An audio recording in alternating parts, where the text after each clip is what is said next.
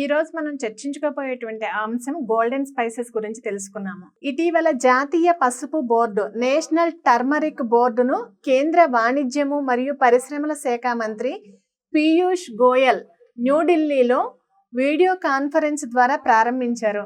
అంటే ఇటీవల జాతీయ పసుపు బోర్డును కేంద్ర వాణిజ్యం మరియు పరిశ్రమల శాఖ మంత్రి పీయూష్ గోయల్ గారు న్యూఢిల్లీలో వీడియో కాన్ఫరెన్స్ ద్వారా స్టార్ట్ చేశారు. దీని ప్రధాన కార్యాలయం తెలంగాణలోని నిజామాబాద్లో ఉంది.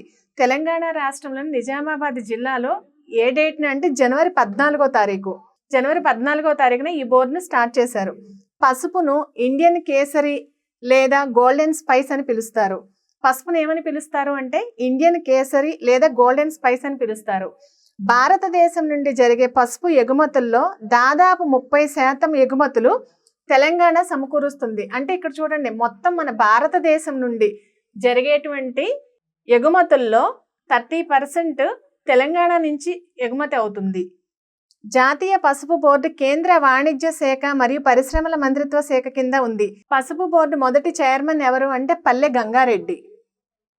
2023-24లో భారతదేశం నుండి అత్యధికంగా పసుపును బంగ్లాదేశ్ కొనుగోలు చేసింది. అంటే 2023-24 సంవత్సరానికి గాను మన భారతదేశం నుంచి అత్యధికంగా పసుపును ఎవరు కొనుగోలు చేశారు అనేసి అంటే బంగ్లాదేశ్. తర్వాత స్థానాల్లో యునైటెడ్ అరబ్ ఎమిరేట్స్, మలేషియా మరియు యునైటెడ్ స్టేట్ ఆఫ్ అమెరికాలు ఉన్నాయి. కానీ ఫస్ట్ ఎవరు అనేసి అంటే బంగ్లాదేశ్, తర్వాత యునైటెడ్ అరబ్ ఎమిరేట్స్, మలేషియా మరియు యునైటెడ్ స్టేట్ ఆఫ్ అమెరికాలు ఉన్నాయి. 2023-24లో భారతదేశం 1.62 లక్షల టన్నుల పసుపు ఎగుమతి చేసింది.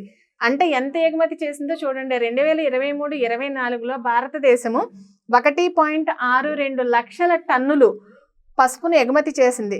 దీని విలువ $1875.86 కోట్ల రూపాయలు. మిలియన్ డాలర్లలో అయితే $226.5 మిలియన్. భారత ప్రభుత్వం 2030 నాటికి 8,000 కోట్ల రూపాయల పసుపును ఎగుమతి చేయాలని లక్ష్యంగా పెట్టుకుంది.